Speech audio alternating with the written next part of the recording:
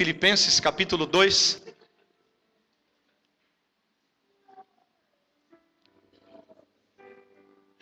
Eu tentei ministrar essa mensagem de manhã e eu não saí da introdução. Deus moveu para uma outra direção, mas eu quero tentar me deter ao texto. Em Filipenses capítulo 2, eu falei o versículo? Versículo 12. Quem achou, diga: Jesus, eu te amo. Quem não achou, diz também. Fala para o irmão que está do seu lado, me ajuda. Irmão, interage comigo, por favor. Porque eu fui ministrar ontem numa igreja para jovens. Parecia que eu estava ministrando para a terceira, quarta, quinta idade, dentro da sala do Lar dos Velhinhos. Nem quando eu ministrava para os velhinhos aqui em Paulínia, eu tive a reação que não tive ontem. Os velhinhos eram mais animados. Então interage comigo, tá, irmão? Me ajuda para eu ser curado de ontem, em nome de Jesus. Filipenses capítulo 2, versículo 12. Isso, dá uns glória aí, sem entender mesmo. Só para me animar aqui, velho. Jesus precisa me curar hoje, que ontem eu saí daquele jeito. Falei, meu Deus, não é possível. Filipenses capítulo 2, versículo 12. De sorte que, meus amados, assim como sempre obedecestes, não só na minha presença, mas muito mais agora, na minha ausência, assim também desenvolvei a vossa salvação com temor e tremor. Pois Deus, quem? É o que opera em vós, tanto querer como efetuar, segundo a sua boa vontade. Fazei todas as coisas sem murmurações, nem contendas, para que sejais irrepreensíveis e sinceros, filho de Deus inculpáveis no meio de uma geração corrompida e perversa, entre a qual resplandeceis como astros do mundo. Ou tem uma tradução que diz assim: brilhando como luz e resplandecendo neste mundo. Amém, amados? Aqui é uma parte do texto onde Paulo, ele relata a essência de Cristo, a atitude de Cristo, a ação de Cristo em favor da igreja.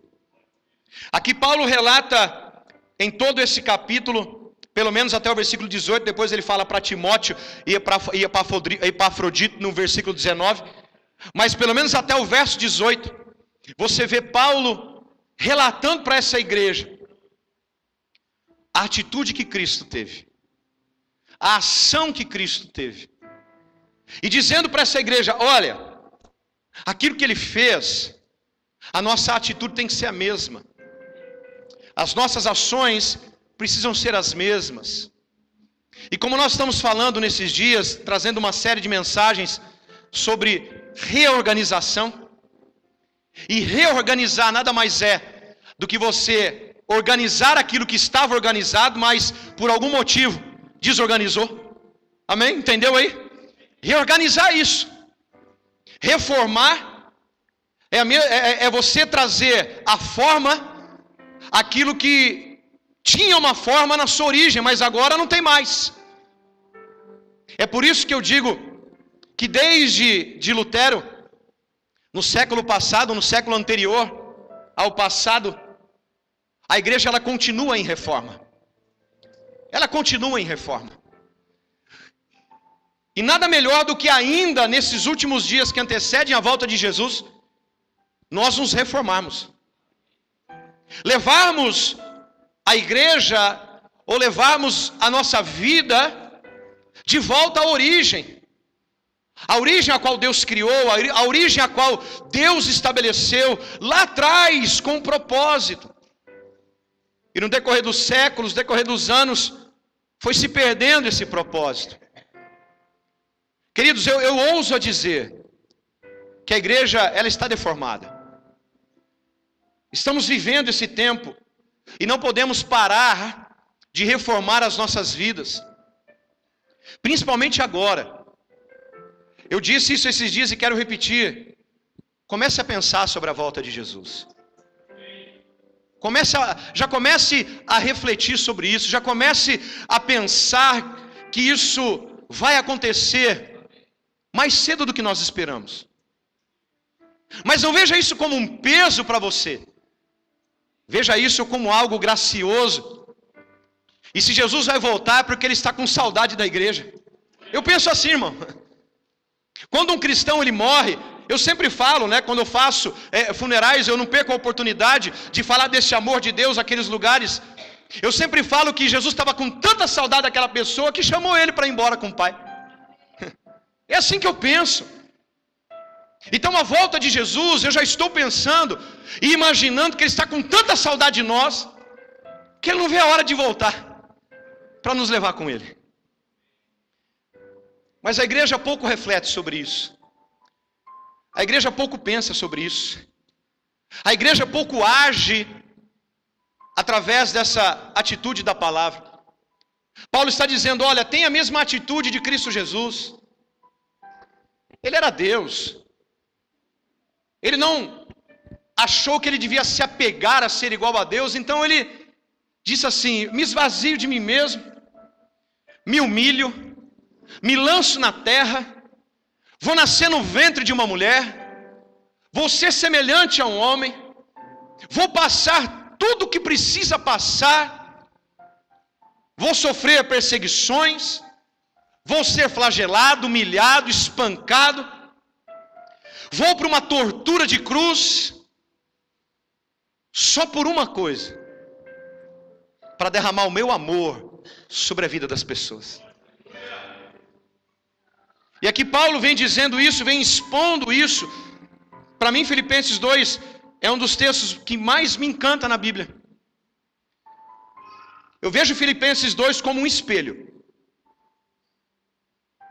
em que eu olho para isso aqui e eu preciso me tornar igual a isso. Eu não sei se você está entendendo o que eu estou dizendo. Eu tenho que olhar para esse texto e começar a entender o que Cristo quer de mim. E quando eu olho num espelho, eu começo a ver marcas de expressões. Eu começo a ver marcas, né? A idade vai chegando, a idade vai aumentando, né? A lei da gravidade vai chegando. E isso vai acontecendo mesmo. Mas cada vez que eu olho para a imagem no espelho, eu começo a ver algumas marcas, alguns defeitos em mim. Mas quando eu olho para esse texto, eu consigo eliminar essas marcas, esses defeitos espirituais, através dessa imagem de Cristo que não tem defeito. A imagem de Cristo que não tem mancha, não tem marca. A imagem de Cristo que realmente ela vivencia aquilo que tem um propósito original para a minha vida e para a tua vida. Você está entendendo? E o texto está dizendo, no versículo 13, que Deus opera em nós o querer e o efetuar. É aí que eu quero me deter com você. Mas antes de Deus operar o querer e o efetuar em nós, Paulo está dizendo, olha, desenvolva a vossa salvação. Queridos, eu não entro em discussão teológica. Eu não gosto disso, porque só o reino de Deus perde com isso. Mas eu creio, e a Bíblia está dizendo, que a salvação tem que ser desenvolvida. Eu creio, os pastores que eu tenho convívio e aliança também creem, nesse sentido da salvação ser desenvolvida. Eu não creio numa vez salvo, sempre salvo, eu não creio. Porque a Bíblia diz que aquele que perseverar até o fim vai ser salvo. Mas eu não quero discutir a sua linha teológica. Eu quero discutir com você e tentar fazer você entender que existe uma vontade soberana sobre a sua vida que Deus quer efetuar, que Deus quer fazer, que Deus quer operar. E o que Ele opera? A vontade dEle. O que Ele... E qual é o desejo de Deus para mim e para você? Ele tem um desejo para você, Ele tem um desejo para mim. Essa palavra querer aqui, a origem dela vem de uma tradução escrita que ele está resolvido e determinado em fazer algo. Deus já determinou em fazer algo na tua vida e na minha vida. Deus já está resolvido e ninguém muda a mente de Deus por essa resolução. Ninguém muda a opinião de Deus ao meu favor e ao teu favor. Ninguém muda. Somos nós que muitas vezes mudamos de opinião. Somos nós que mudamos de atitudes e de ações, porque damos ouvidos a muitas vezes a situações de fora do que a própria palavra de Deus. A Bíblia, ela não é de igreja A, de igreja B, de igreja C. Apesar de muitas igrejas estamparem o logo na capa, eu acho muito legal isso. Se eu tivesse condições eu faria isso também, mas é um negócio muito caro. Mas a Bíblia não é de igreja nenhuma. A Bíblia é a palavra de Deus. E dentro dessa palavra existe uma vontade, e essa vontade já está determinada, essa vontade já está resolvida pelo autor da palavra. Agora, eu preciso dar a ele uma única coisa: permissão. Permissão para que ele possa operar esse querer na minha vida. Permissão para que ele possa estabelecer em mim aquilo que ele já resolveu. Estabelecer em mim aquilo que ele já determinou. Deus tem uma vontade para cada um de nós. Você pode dizer amém ou não? Ele tem uma vontade para cada um de nós. E a Bíblia diz que ele não só ele quer, mas ele efetua. A Bíblia diz: Deus é quem opera tanto o seu querer e o efetuar. A palavra efetuar no grego é de energel. Vem de eficácia. Vem de atuação. Vem de alguém que exerce uma atividade. Alguém que opera em nossas vidas. Ele não está somente resolvido, ele quer atuar em nossas vidas.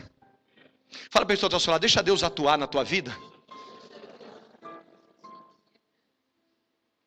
Porque muitas vezes, queridos, nós nos esquecemos disso. Passam-se os anos, passam-se os dias, e a nossa vida entra numa rotina. Trabalho para casa, casa, trabalho, igreja, isso e aquilo. E nós vamos nos esquecendo que existe um Deus que tem uma vontade soberana, que está determinado a realizar algo em nossas vidas, que quer atuar com o poder da tua palavra em nossas vidas. E pela nossa mente estar escravizada a um sistema, escravizada a um problema, nós não deixamos, não permitimos ele fazer. Ele já está determinado. A palavra diz que o Senhor já está determinado e ninguém pode impedir. Ninguém pode fazê-lo. Isaías diz que ninguém pode fazê-lo voltar atrás. Ele tem um querer sobre nós. Ele tem uma vontade sobre nós. Ele quer atuar sobre nós. Ele quer operar sobre nós. Ele quer trazer essa palavra com uma eficácia sobrenatural em nossas vidas. Eu não sei se você está pegando no teu espírito. Ele quer agir de uma maneira poderosa sobre nós, mas para isso eu preciso organizar algumas áreas da minha vida. Ou preciso reorganizar algumas áreas da minha vida, para que essa permissão seja concedida a Ele. Você está entendendo? Queridos, Ele opera em nós pelo simples fato de entendermos o seu propósito na palavra, desenvolvendo a nossa salvação. A Bíblia diz, se eu não me engano, é na carta de Tito, mas está lá, na Bíblia. O desejo de Deus é que a salvação venha para todos os homens.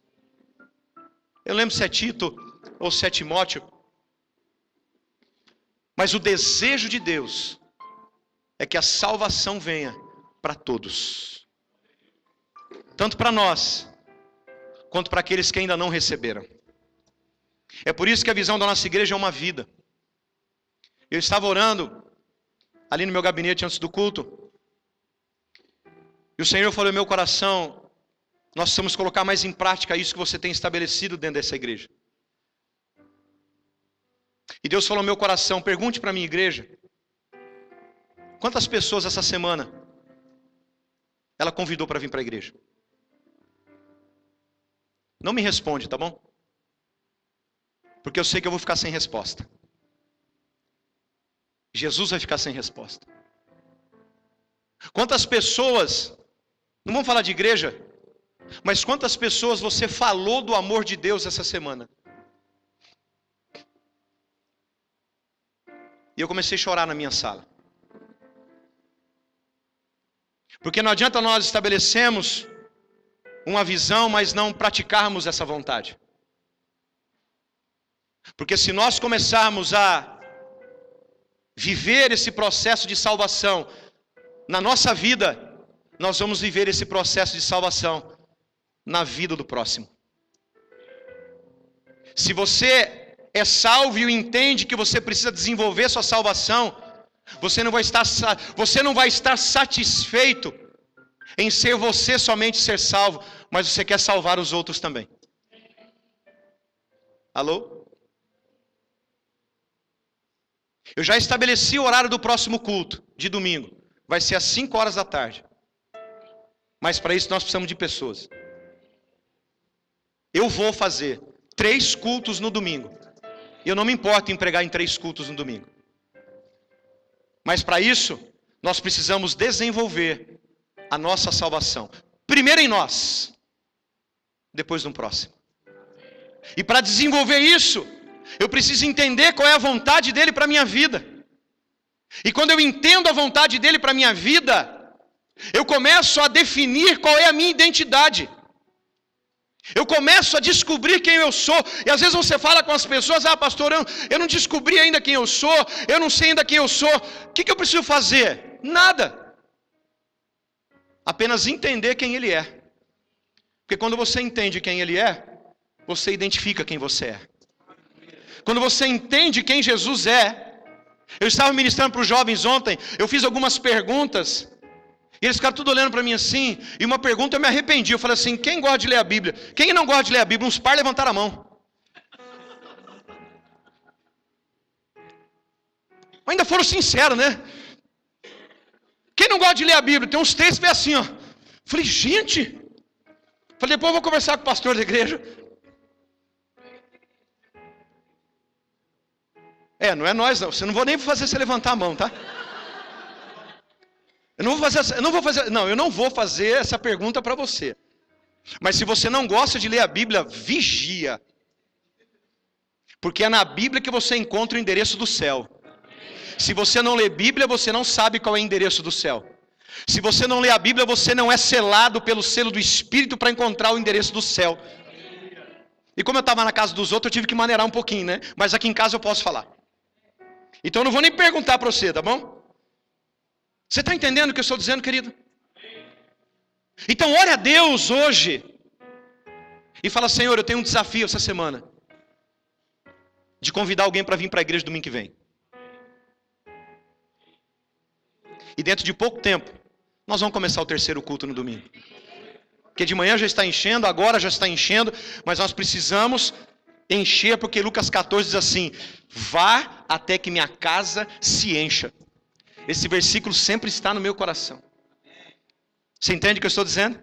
Mas para isso eu preciso trabalhar esta salvação em mim. Eu preciso trazer uma ordem dentro de mim. Por isso estamos trazendo essa sequência de mensagem. Às vezes aquela pessoa que trabalha com você, aquele seu amigo, seu vizinho, está esperando você convidar. E você não convida. Quando você fala assim, vamos, eu falo assim, pô, cara, demorou, hein, velho? Faz tempo que eu quero ir. Você pode se surpreender com isso. Não, você está numa fé fantástica. Eu imagino mesmo. A palavra diz no versículo 12, final do versículo 12, efetuai a vossa salvação. A nova tradução transformadora, ela diz, trabalhem com afinco a sua salvação. Mas para isso, é necessário nos organizarmos. Organizar o nosso interior, organizar os nossos pensamentos, organizar o nosso tempo. Queridos, tempo é prioridade para nós. O que é que você está fazendo com o seu tempo? E para isso é necessário organização. Vá comigo, por favor. Volta um pouquinho aí, Filipenses, vai para Efésios, volta 2 páginas aí. Na minha Bíblia, 2 páginas, a sua não sei. Efésios capítulo 5. Essa vontade, ela precisa ser experimentada. O que eu disse? Eu fiz essa pergunta, que eu tenho esse hábito, ele fala, o que eu disse? O povo ficou assim para mim ontem. Ó. Então, queridos, eu preciso de cura, por favor, me responda. Tá bom? Meu Deus do céu. É verdade, irmão, eu fiquei assim chocado. Pregando para jovem, tá? Para jovem. Essa vontade, ela precisa ser experimentada, mas como que isso é possível? Paulo me mostra. Efésios capítulo 5, versículo 8. Pois outrora erais trevas, mas agora sois luz do Senhor. Perdão, sois luz no Senhor. Andai como filhos da luz. Como que eu tenho que andar? Qualquer tipo de filho? Porque tem o das trevas também, né? Nós temos que andar como filhos da luz. Olha o verso 9. Pois o fruto da luz consiste em toda bondade, justiça e verdade. E o versículo 10 diz assim, ó. Procurem, a minha tradução diz, descobrindo o que é agradável ao Senhor. Na NVI, o versículo 10 diz, e aprendam a discernir o que é agradável ao Senhor. Na versão transformadora diz, procurem descobrir o que agrada ao Senhor. Tem uma outra tradução, se eu não me engano, é a corrigida, diz, deixa de ser insensato. E procura saber qual é a vontade dele para a tua vida. Porque se você olhar lá no versículo 17, ele repete, pelo que não sejais insensatos, mas entendei qual é a vontade do Senhor. Pastor, mas qual é a sua vontade para a minha vida, pai? Vai comigo em Romanos capítulo 12.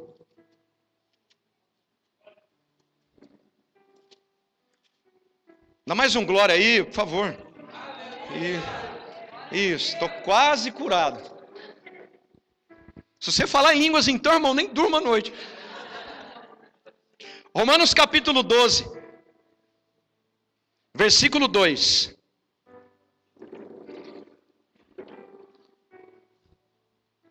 Eu preciso experimentar essa vontade.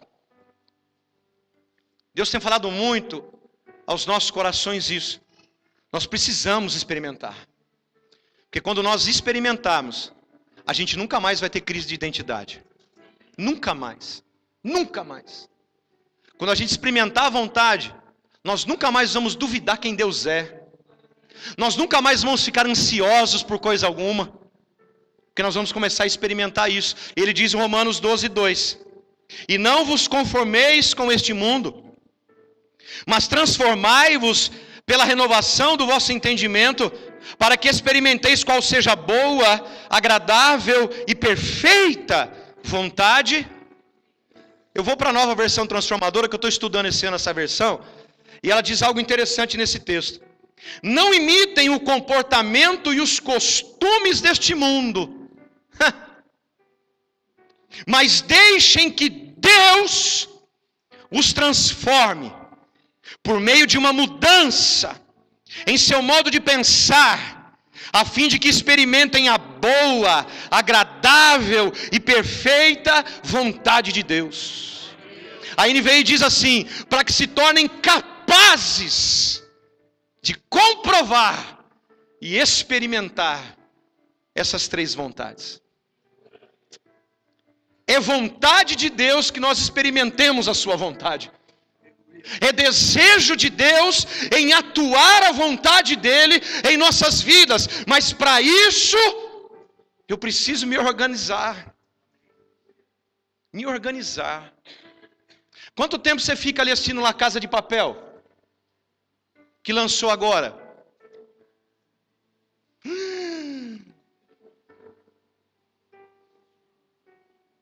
Você lê numa noite, você assiste numa noite.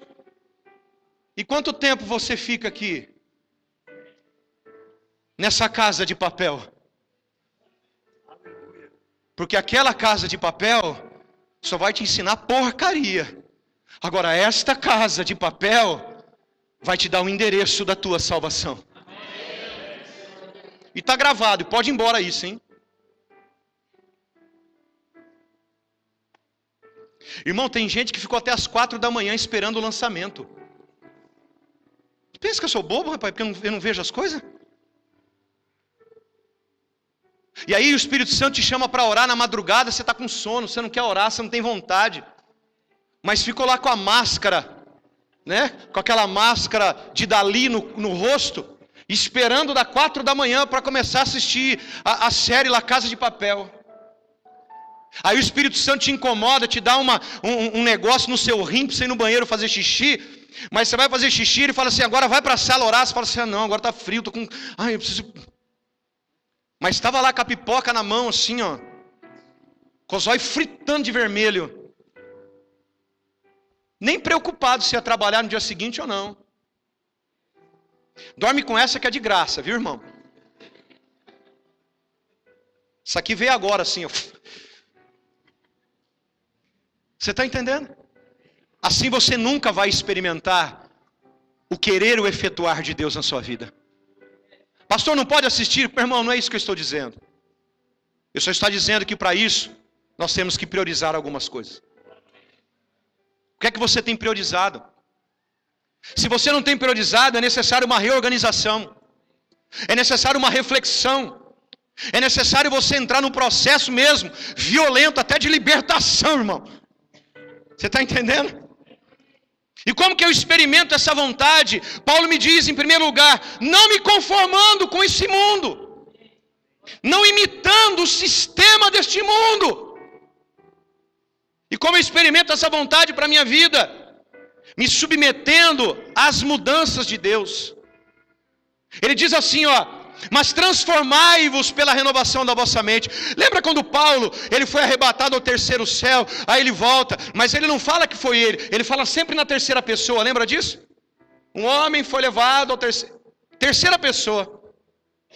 E a Bíblia diz que quando ele volta do arrebatamento, veio junto com ele um mensageiro de Satanás, para esbofetear a tua face, para que ele não se vangloriasse de tudo aquilo que ele havia visto.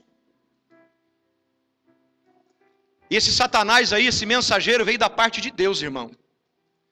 Foi Deus quem enviou, para que Paulo não se gloriasse nas grandezas que ele viu, diante da presença do Senhor no terceiro céu. E aí ele fala, e ele ora 3 vezes, Pai, tira de mim esse espinho, tira de mim esse espinho. Deus tirou? Não.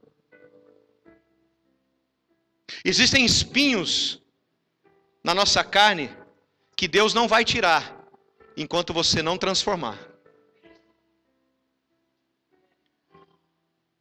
Eu estava comentando com esse texto, a gente estava almoçando hoje, a gente estava debatendo sobre esse texto de Paulo. E eu falei para ela assim, sabe por que Deus não tirou esse espinho da carne de Paulo? Porque foi Deus quem colocou, se fosse do diabo Deus tinha tirado. Amém ou não? Tinha tirado. Mas quando é de Deus, é para que exista transformação. Aí Deus fala assim, não vou tirar, porque a minha graça te basta.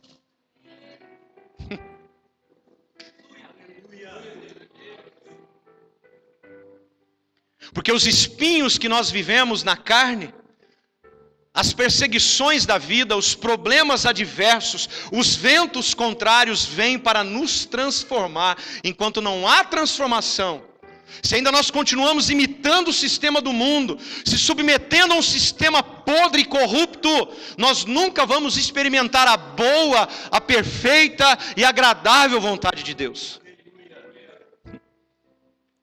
Como que eu experimento isso? Submetendo às mudanças. Eu disse semana passada e quero repetir aqui. Você precisa acordar todos os dias e falar assim, Senhor, o que é que eu preciso mudar hoje? Qual área da minha vida ela precisa de uma organização? E você precisa dormir no final daquele dia e falar, Senhor, ser sincero com Deus, eu não consegui. Ou eu consegui. E se eu não conseguir, Senhor, por favor, me dá mais uma oportunidade, porque eu vou mudar.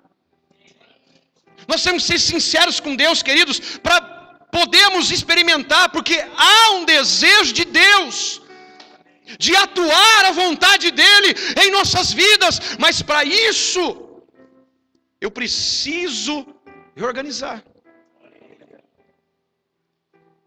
Quando você libera a palavra, através da palavra dEle, sempre haverá um propósito de cumprimento, sempre. Quando você confessa a palavra confessar, a origem da palavra confessar, nada mais é do que você afirmar aquilo que Deus já disse. Amém ou não?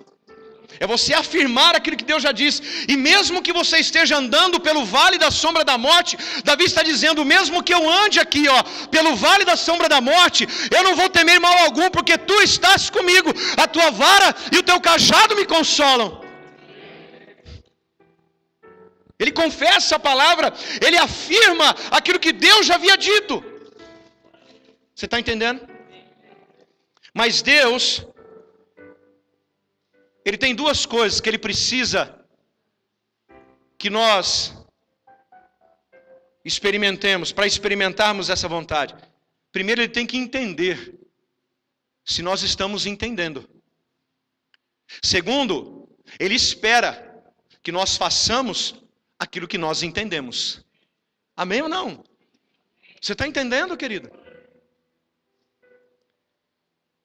E a palavra entender é confiar, esperar, agir.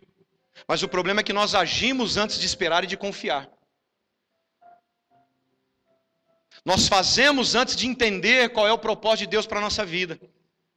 Vai comigo em Gênesis capítulo 12. Cheguei na metade da ministração, tá, irmão?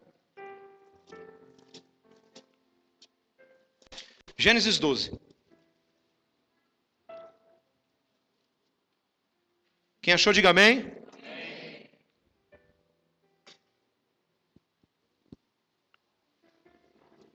Obrigado. Quer que eu dê um tempo para você achar Gênesis? Não precisa? Nossa, você está bom de Bíblia, hein? Você estava lá em Filipenses, veio para Gênesis, ó. Diz assim, ora, o Senhor disse a Abraão, sai da tua terra, da tua parentela, e da casa de teu pai, para a terra que eu te mostrarei. Farei de ti uma grande nação, te abençoarei, engrandecerei o teu nome. E tu, ou tem uma tradução que diz, se tu, uma bênção, e tu serás uma bênção. Abençoarei os que te abençoarem, amaldiçoarei os que te amaldiçoarem. Em ti, Abraão, serão benditas todas as famílias da terra. E olha o verso 4. Partiu, pois, Abraão, o Senhor já tinha dito, e Ló foi com ele. Tinha Abraão 75 anos quando saiu de Harã. Levou consigo Sarai, sua mulher, e Ló, filho de seu irmão, e todos os bens que haviam adquirido, e os servos comprados em Harã, e foram para a terra de Canaã, e lá chegaram. Até aí.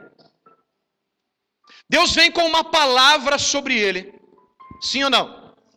Imediatamente Abraão responde. Imediatamente ele age. Mas ele não esperou, não confiou e não atentou para aquilo que Deus disse. Pastor Abraão obedeceu. Obedeceu em partes.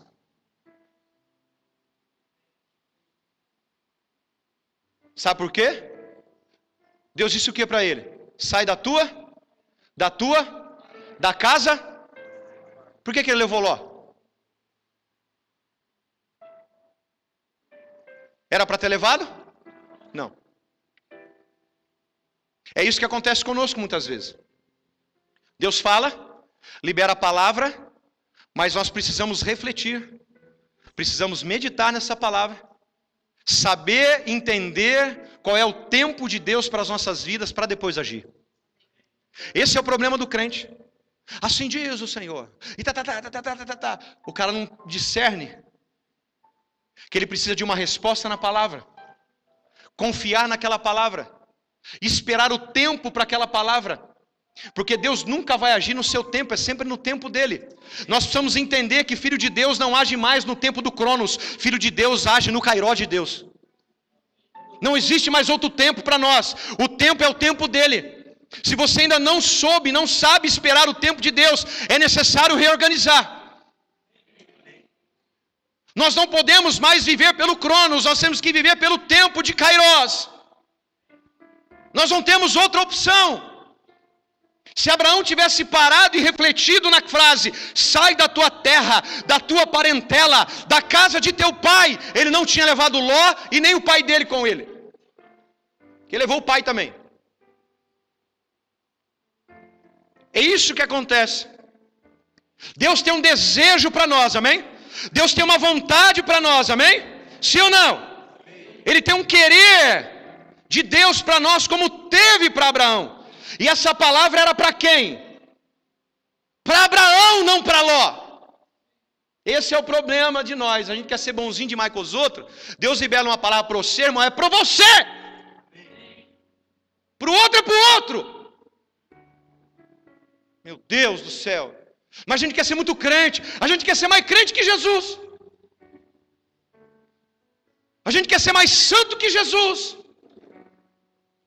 Ah, Deus liberou para mim? Ah, então eu vou. É para você. Fala para o seu outro lado. É para você a palavra. Se Deus quisesse liberar em Ló, ele chamava Abraão, chama Ló também aqui, chama seu pai aqui, que eu vou liberar sobre todo mundo. A palavra foi para quem? Pois é. Ele sai da terra, mas a terra não saiu dele. Esse é o problema do povo de Deus. Queridos, o difícil para Deus foi tirar o povo do Egito? Sim ou não? Foi difícil para Deus? Meu irmão, me cura aqui, sim ou não? Isso. O difícil para Deus não é tirar o povo do Egito. O difícil para Deus é tirar o Egito de dentro de nós. Porque para tirar o povo do Egito, ele falou, Moisés, vai lá e arranca esse povo de lá. Foi ou não foi? Essa versão é minha, tá, irmão? Vai lá e arranca o povo. Essa tradução foi eu que fiz. Agora, o Egito não saiu do povo, porque no meio do caminho esse povo deu trabalho, hein? Pensa comigo, sim ou não? Eita povo, para dar trabalho para Deus é crente, irmão. Meu Jesus amado. Então difícil para Deus não é cumprir a palavra na sua vida. Difícil para Deus não é liberar a palavra na sua vida. O difícil é você largar o sistema do mundo, é largar uma vida de pecado, é largar um sistema corrupto para viver a vontade dele. Deus fala, sai do Egito, mas o Egito não saiu do povo. É por isso que quando Deus tem um encontro com Moisés, ele fala, tira a sandália dos teus pés, porque o lugar onde pisas é santo. Ou seja, a sandália de Moisés carregava as areias do Egito. Ele fala, aqui não, joga fora essa sandália, porque agora você não anda mais com as sandálias do Egito, você vai andar com as sandálias da minha palavra, com as sandálias do meu fundamento. Começa de Moisés, mas para tirar isso do povo, irmão, Deus não conseguiu tirar o Egito do coração do povo. Por quê? Porque morreu todo mundo antes de entrar na terra. Sim ou não? Ninguém entrou. Aqueles 3 milhões de pessoas que saíram, não entraram. Só entraram quantas? 2. Que entenderam que Deus tinha uma vontade soberana sobre a vida deles. Por isso, queridos, que eu acredito, e a palavra diz, presta bem atenção e comece a pensar sobre esse dia. Muitos serão chamados, mas poucos, eu creio nisso, poucos serão escolhidos. Poucos são escolhidos. Por isso que eu creio que no arrebatamento, muita gente vai ficar. Você vai se surpreender por 3 coisas. Primeiro, cheguei no céu. Cara, cheguei no céu. Nunca imaginei. Cheguei. Essa é a primeira surpresa que você vai ter, velho. A segunda surpresa, você vai falar assim, meu Deus do céu, fulano era para estar aqui. Era mais santo que eu e não está.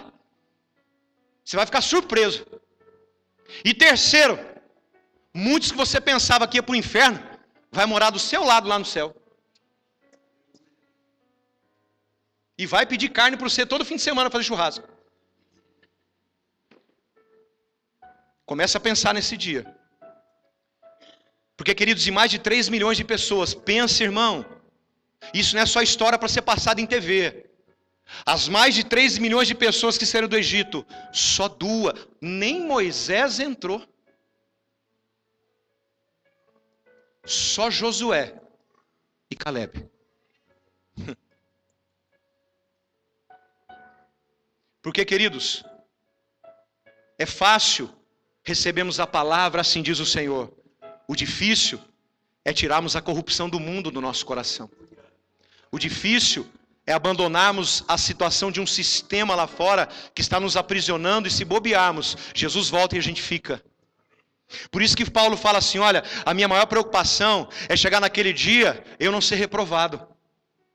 Amém, querido? Então, Abraão ele sai da terra, mas a terra não sai dele. É isso que acontece conosco. Deus tem uma vontade, Deus tem um querer, e Ele quer que nós vivamos essa vontade. Mas nós não deixamos as coisas para trás. Por isso que Ele fala, eu faço nova todas as coisas. Não percebeis? Por que a gente não percebe? Porque a nossa mente está condicionada a um sistema corrupto. Não ouvimos a voz de Deus, que Ele quer fazer coisa nova, executar a tua vontade sobre nós. Aconteceu com Abraão, irmão. Lá no capítulo 15, se você for para o capítulo 15, você vai ver que Deus vem de novo. O querer dele vem de novo em Abraão. Ele estabelece aliança em Gênesis 15 com Abraão. Ele vai lá e libera a palavra de novo. Abraão, eu tenho um querer para a tua vida. Eu quero efetuar esse querer na tua vida. Ele faz uma aliança, mas no capítulo 16,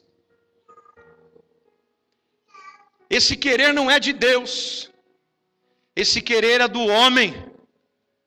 O que acontece no capítulo 16, para resumir, irmão? Sara fica desesperada para engravidar, porque havia ouvido uma palavra, lembra? Ficarás grávida, serás mãe de nações. Mas ela não entendeu o tempo e a vontade de Deus para a vida dela. E ela fala assim, ó, tá aqui minha serva, vai, vamos ter filho com ela. E Abraão nem bobo nem nada, né? Uma menina novinha, um velho caquético daquele. Ele fala assim, tá bom, vou fazer a tua vontade, tá? É, bobão. Olha o que aconteceu. Até hoje, o que eu disse? O Oriente Médio sofre, irmão. Até hoje, o Oriente Médio sofre, porque a vontade de Deus não foi prevalecida em Abraão, ele prevaleceu a vontade do coração dele. Os irmãos ficam brigando, Ismael joga bomba em Isaac, Isaac joga bomba em Ismael, Ismael arrebenta com Isaac, Isaac arrebenta com Ismael. Está vendo isso na TV ou não? Todo dia, desde lá daquela época. Porque quando nós não entendemos que há uma vontade soberana, nós vamos ter sofrimentos pro resto da nossa vida. Não que o sofrimento não faça parte da vida de um crente, amém? Eu preguei quarta-feira que o sofrimento dá fruto, e dá fruto. Mas quando é realizado fora do querer de Deus, sempre tem um sofrimento improdutivo. Sempre tem um sofrimento improdutivo. Deus fala, Abraão, eu vou te dar. Só que Abraão não entendeu o tempo, Sara não entendeu o tempo. Quis atropelar, irmão, e tudo que é realizado fora da vontade de Deus, vai existir sofrimento. Até hoje, o Oriente Médio sofre. Você está entendendo ou não? Nós temos que entender aqui que eu disse?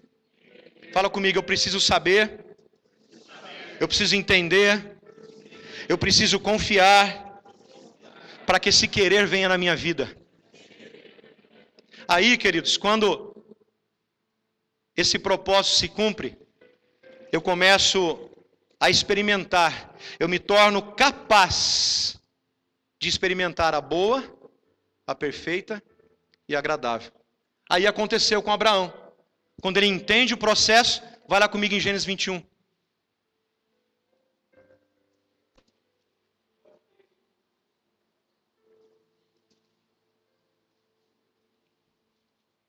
Eu encerro aqui.